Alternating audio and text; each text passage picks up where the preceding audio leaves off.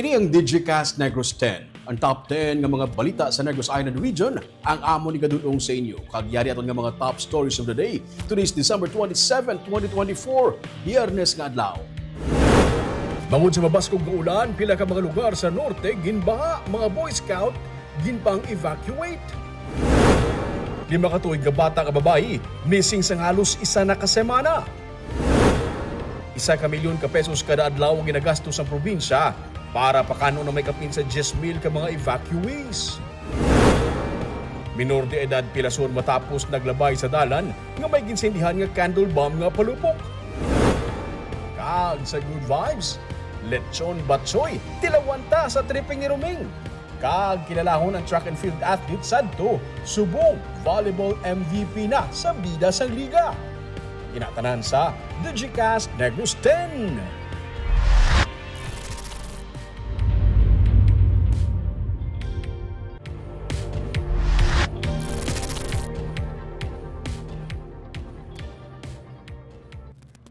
Sa number 10, una kita na isa itong weather update. Wala sang LPA o kung wala man sang bagyo. Pero maulanon nga panahon, sarang naton maeksperiensyahan. Wala sang low pressure area o kung bagyo sa sulod kag sagwa sang Philippine Area of Responsibility. Pero Intertropical Convergence Zone o kung ITCZ ang nagadala sang madamol nga panganod sa Visayas kag Mindanao nga amo naman ang nagadala sang ulan. Sa Visayas, lakip ng isla sang Negros, mangin magalumon ang kalangitan nga may dalang alap-talap na pag-ulan kag pagpanag-uob. Ginapaandaman ang tanan batok sa pagluntad sang baha kag landslide. Sinigi lamang hapon na pagwa sang weather advisory ang pag-asa nga may posible nga pagbubo sa mga kusog nga ulan sa area sang Northern Negros.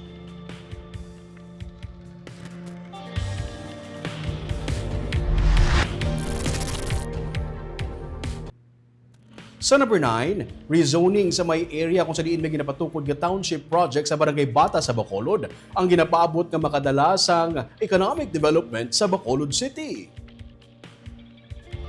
Ang kapin sa 24-hectare property sa Barangay Bata ang nauna nga township project sang FINMA Properties sa pungsod nga kabahin sang ilang 12 billion investment sa Bacolod City. Kabahin sa development project ang pagpatukod sang high-rise commercial buildings gani kinahanglan ang rezoning ukon ang pagcategorize sang restriction sa paggamit sang development project. Ginpahayag ni Councilor Al Victor Espino, pamuno sang Committee on Urban Planning sa Konseho, dako nga economic benefit kag employment opportunity ang sarang mahatag sang isa ka pinakadako nga township project sa syudad. Sa December 2025, ginapabot nga matapos ang first nga phase sang development project nga pagkatawgon nga Saludad Township kung sa diin magatindog ang isa sa mga potential nga new central business district sang Bacolod City. Dako ni siya because this is a 24-hectare development and with commercial and residential nga mga investments from FINMA. So this will be another boost for the economy of Bacolod City.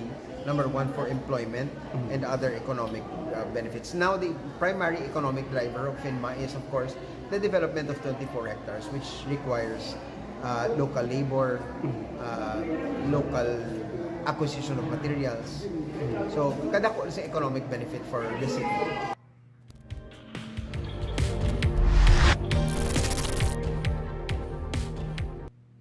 Sa number 8, bonuses para sa mga job order workers kag contract of service ang syudad sa Bacolod. Ginahingagaw nga papapanagtag antes matapos ang ini nga tuig. Pila ka mga local government units sa probinsya ang halos patapos na sa pag-release ang gratuity pay sa mga job order workers kag contract of service personnel. Gani halin sang nagligad nga semana, ginahingagaw sang tagsa ka mga departamento sa Bacolod LGU nga maproseso ang payroll para sa bonuses ang JOs kag COS. Ginpatag ni Secretary to the Mayor, Attorney Marty Go, galuyag ipasiguro ni Mayor Abel Benitez nga masunod ang guidelines sa Department of Budget and Management antes pa ma-release ang grant kapin sa 2,000 pesos to 7,000 pesos ang sarang mabaton sa mga JOs kag COS depende sa kalawigon sa ilang pagserbisyo. Kay na, gitsugura na ang pag-release sa mga bonus para sa kapin sa 1,800 ka mga JO kag COS.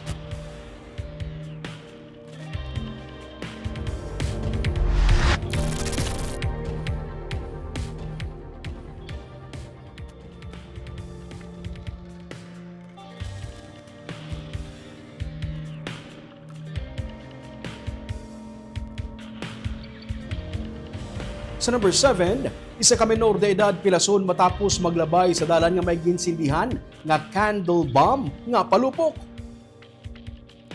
Nag-angkon sang malubha nga pilas ang 14 anyos nga soldarito matapos naglabay sa dalan nga may ginsindihan nga candle bomb sa Barangay Villamonte sa Bacolod City sang kahapon nga adlaw. Sa post sang Barangay Villamonte nagresulta sa tuman nga pagdugo sang pilas sang biktima.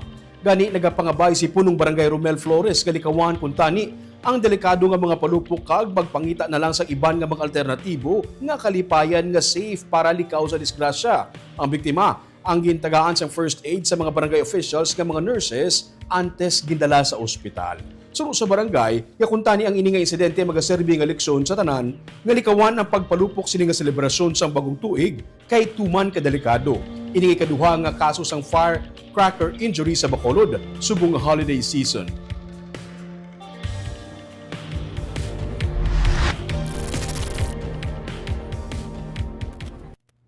Sa number 6, may 11 naman ka firecracker-related nga mga injuries nga na-record ang Department of Health sa Negros Island Region.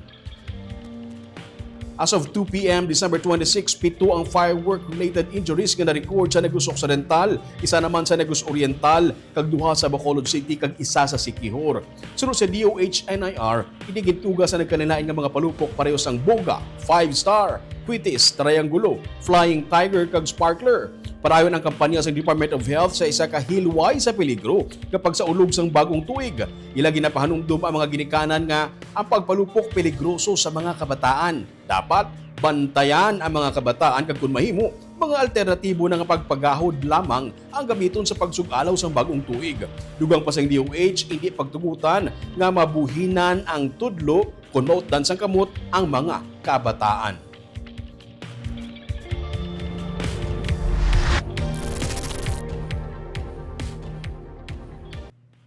Sa number 5, masobra sa 980 million pesos ang ginapaabot nga makolekta sa Bacolod LGU gikan sa real property taxes.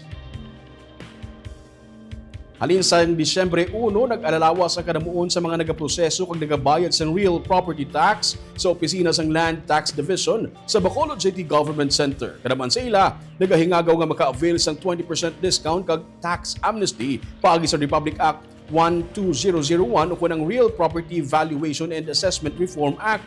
Patag ni Land Tax Division o si Maria Rebecca Balikas, sarang pa ma-avail ang 20% ka discount sa mga taxpayers na temprano mag-settle sang ilang balayran. Subong man sini ang tax amnesty nga magalawig sang duha ka tuig. Target sa Bacolod LGU nga malabot ang masobra sa 980 million pesos na tax collection antes matapos ang tuig. Buwas magaparayon nga bukas ang opisina sang Land Tax Division, pati na ang satellite office sa SM City Mall para sa mga magabayad sang real property tax. Nagtaas ang kinatag sa amon nga target kay tang last na lampot namon mo. Oo, na lampuas naman ang target na ginatag sang BLGF. So gintaasan tagay kami sa bug. Hopefully Expected basta deadline damo tao. Yeah. Anong mga preparasyon ta? Measures? okay, the same ang gyapon. Ang ginapauna ko lang ang billing namon para nga anytime pwede na sila kabayad. Bisan diin lang pwede sila kabayad sa aton sa NGC or sa SM. Sa mga nagpila di, nagahulat, may panugyan ta. Advice? Pirmi kada tuig hambagi kami na nga basta advance payment bisan October, November pwede gid sila kabayad. Kay maka-avail sila sa aton 20%. Hindi nga subong lang. Okay. Naintindihan ta man na nga subong nga season, amo man na ni may kakwarta ta kami mga bono. So at the time makabayad sila. Pero well of course hindi tagid ma-cater tanan.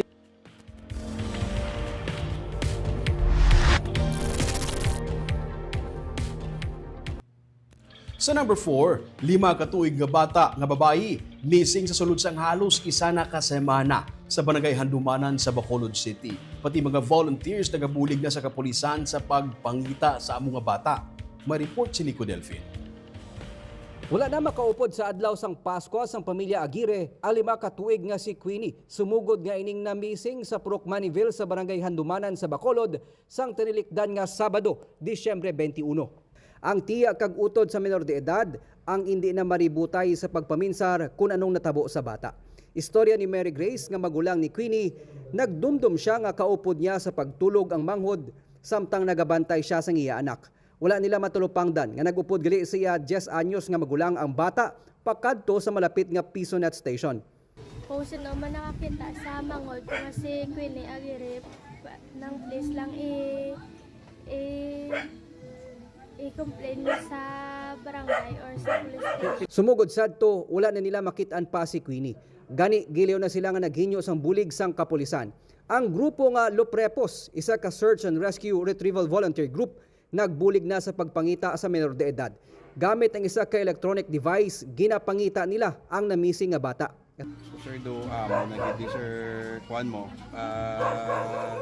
halin pa sa una sir do amo nagid ni hobby tungod may na-invent kita nga gadgets basta din sir like example din buhok usually ang gina-use namon makahatag na direksyon Mga pila na kamo kadlaw sir gabulig man pangita. kaduwa pa lang sir nga session kay namon matutukan tungod nga may brato sir. Ang iloy ni Queenie ang nagatrabaho bilang kabulig sa balay sa Manila. Ang ila tiya amo karon ang nagasapupo sa ilang nga mag-ulutod. Na ganin ginano namin sir kay may CCTV bala nga agyan gid yung balay nga di dira gid na maagi ang kanan makita na da way gid sa kagi naman na paligban naman ko nga nadula siya sa dire pero wala sa kagi sa CCTV kay kung nang dalan nun sa posible nga budget siya mo. Ang mama yading kani sa Ato sa Manila kay gaobra kay si Papa yaway na namo napatay ito yung siguro. Si mama niya kinanan gid magobra. Kung sa dire lang sa ikaw gabantay. Bali ako lang ga kwan sila ga subaybay wala. Din siya ga Ginausisa na karon sang katapos ang Police Station 10. Ang mga CCTV footage malapit sa puloy-an sa menor de edad agod mapatod kon diin siya ulihi nga nagkadto kag nakitaan. Kahapon, nagpadulong man si Acting Mayor Elcid Familiaran sa opisina nanday Police Captain Sherwin Galupar kag punong barangay Feby Ligaspi agod matigayon ang massive mapping operation sa tuyo nga makita na ang na-missing nga menor de edad. Nico Delfin para sa Digicast Negros.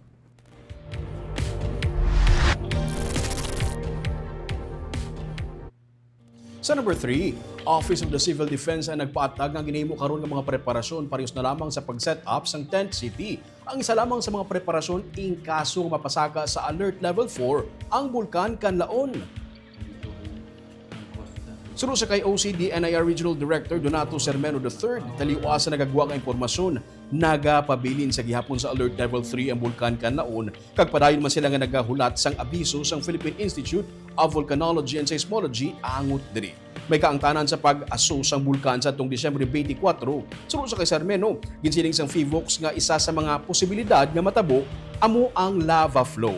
Ang violent eruption sang bulkan o kunang pagplateau sang volcanic activity. Parayon ang pagpanghanda sa Himamaylan City nga isa sa mga mangin tent city amuman sa Valle Hermoso. Suno kay Sermeno, ini sila ang may mga evacuation center kag mga eskwelahan nga pwede magamit sa mga evacuees kung kinahanglan. Pero kung mag-abot ang mga tents sang OCD, mas dako ang sarang ma-accommodate. Ginalantaw man suno sa iya sang San Carlos City kag Pontevedra. Damlag pa, gisiling ni Governor Eugenio C. Lacson nga ang nag-offer man ang Kabangkalan City sa pagbaton sang evacuees. Importante ang pagpanghanda suno sa kay Sermeno pero hindi man niya luyag nga mag-overreact para hindi man ma-strain ang resources sang gobyerno. Calibrated o konsanto sa sitwasyon ang mga tikang nga ila dapat ipatuman suno sa iya. So nag-inventory kami kung pila ang ang capacity bala. Kaya sa subong may 4,529 families. So kung paano nato na i-distribute just in case.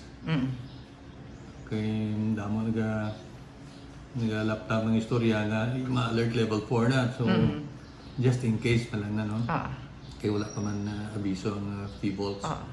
So ang existing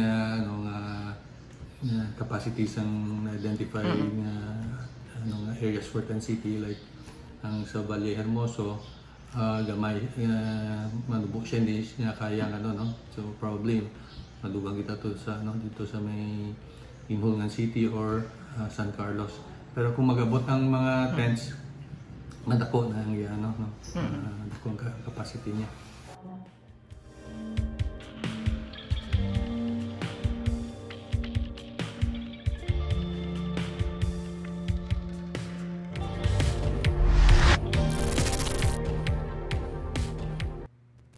Sa number 2, hindi magdubo sa 1 ka milyon ka peso sa kada adlaw ang ginagasto sa karon sa gobyerno probinsyal para sa mga evacuees gikan sa area sa palibot sa bulkan Kanlaon para sa ilang mga pagkaon sa kada adlaw.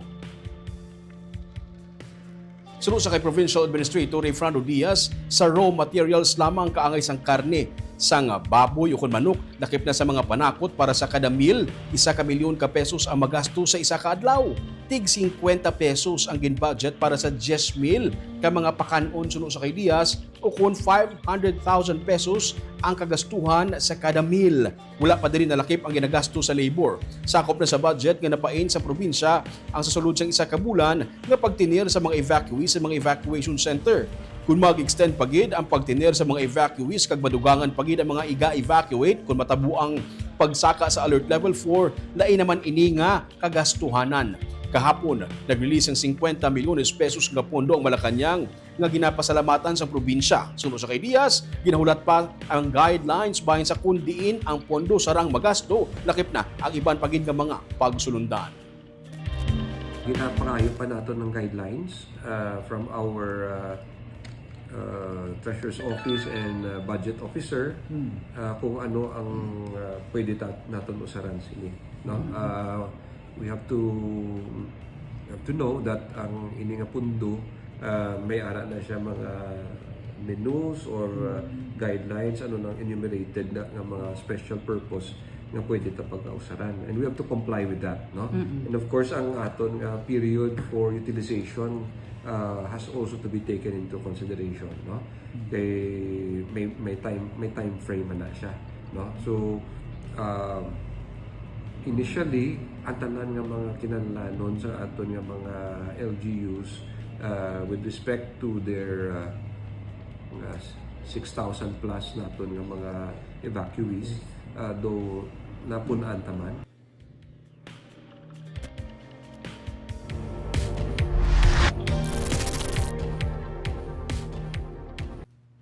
Kag sa numero 1 sa mga balita subong nga adlaw. Bangod sa mabaskog nga ulan kay nasang aga, pila ka mga lugar sa norte nga bahin sa Negros Occidental ang ginpangbaha. Sa Silay City, pila ka mga Boy Scouts gikan sa isa ka jamboree ang ginsaylo gikan sa campsite pakadto sa mga eskwelahan. Yaring report. May malapit sa 3,000 ka mga Boy Scouts ang yari sa Barangay Ilope sa Silay City para sa 7th BSP NOC Invitational Jamboree. Gikan sila sa nagkalain-lain nga mga banwa kag syudad sa Negros Occidental. Kainas ang kaagahon, hinari na lang nga nagbuubo ang ulan, ang parte sa siningaduta na tiphag. Ang tubig halin sa dalan, nagrekta na sa subcamp. Gani may porsyon sang subcamp kung sa diin nagpitch sang tent ang mga Boy Scouts nga ginbaha. Ang ininga teacher gikan sa La Carlota City, ginpang tipo ng ilang mga delegates kag ginpasakay sa salakyan sang syudad. Isayluhon sila sa eskwelahan, bangod nagbaha ang area nga ginahamtangan sa mga tent sang kabataan. Kusog di ang ulan? Nang kusog isa sir. Asi alin 3 o'clock? Mga 3:30, daw-dabo-dabo pa lang. Tapos pagka 4, nagtudo lang yun. So muna evacuate na lang. Kaya nadalo na yung mga tent na basa. Nabasa. Ay, tapos daw, puslog ang tubig. Ang iban sa mga Boy Scouts, nagpabili ng sa gihapon sa campsite. Las 9 ang aga, naghulaw naman ang ulan. Si 30 de Palubos, teacher halin sa San Carlos City. Masobra sa 80 ang ilang mga delegates. Wala na sila magsaylo sa eskwelahan kay wala man mabahaan ng ilang area. Ang ibang dito nga area na flooded gid sa gin-transport na sila. Isaylo sila, i-transfer. Tapos ang diri nga area, ma-okay man lang. So Continue lang. Si Jane Sanchez naman, gikan pa sa Banwa sang Isabela. Ang grade 7 niya nga anak, kabahin sa mga Boy Scouts nga ari sa Ilopez. Gain pa ibalo siya sang iya nga bata nga naguba ang tent sini, dala sang ulan. Gani nag-apas si Jane sa silay para dalaan sang extra nga tent ang iya anak. Hindi niya man kuno pagpapulion ang iya nga bata kay luyag niya nga patapuson ang activity tubtub sa December 30 para matunaan man sang iya anak kung paano mangin independent. Paano mo nabalaan nga nagkalaguba? Nag-message sa imo? Papundi mo mas papulion, pastay lang di anay. I don't experience naman ang tawag na camping. Oo. Independent man siya. Sunod sa kay Silay City Mayor Judith Gallego, malapit sa 2,000 ka mga kabataan ang ginsaylo sa mga malapit nga eskwelahan matapos magbunok ang ulan. Kaya na, matapos ang ulan, balik na sa ilang activities ang mga Boy Scouts, samtang ang iba naman naga-evacuate. Nagkalabasa ang mga bayo sa mga Boy Scouts nga ila iningagin pang bulad. Ang iban nga mga bags, ginpoto sa plastic para hindi mabasa. Wala naman sa may nasamaran sa among insidente. Hindi lang sa silay nagbunok ang ulan. Sa nabukid nga parte sa norte, mabaskog ang ulan gani nag-awas ang tubig sa Malihaw River sa Victoria City. Makita pa sa video ni Bebing Hardinico ang mabaskog nga daludo sa tubig sa dalan sa Kanlaon Subdivision sa Victorias nga daw nangin suba naman. May iban pagig mga barangay nga ginbaha man. Sa Cadiz City, may ginreport man sang pagdako sa tubig sa kasubaan. Wala sang bagyo, ang Intertropical Convergence Zone o kung ITCZ ang nagadala sang ulan sa Visayas kag Mindanao.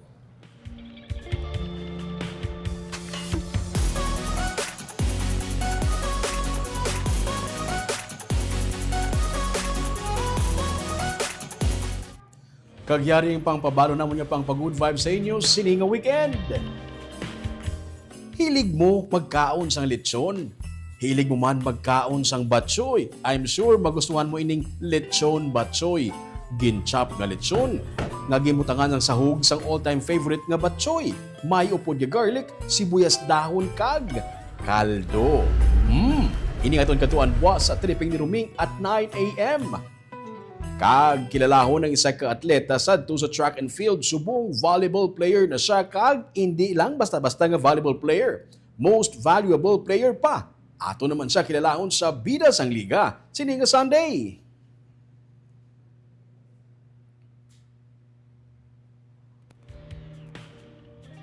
Again, no, subong ka buo ang ulan. Sa atong dira nga mga kauturan, dira sa may Northern Negros may heavy rainfall warning subong hapon, no. Victorias up to Manapla, Cadiz, Sagay, Escalante, Tuboso, Calatrava, San Carlos, Bulubantayan lang da ano ang mga suba naton kay may possibility nga pagbaha naman tungod sa mabaskog nga ulan kag ginabantayan pag isa sa ginakakulbaan karon ang high tide alas 9 sang gabi kun magsigi kuno ang muni nga bubo sang ulan kag magsugata sa high tide basi may matabo naman nga dako nga baha liwat karon dira sa may Northern Negros so halong kita tanan. Kagam itong top 10 nga mga balita sa Negros Island Region subong adlaw. Tub-tub next week. Ako si Romeo Subaldo. Mayong gabi.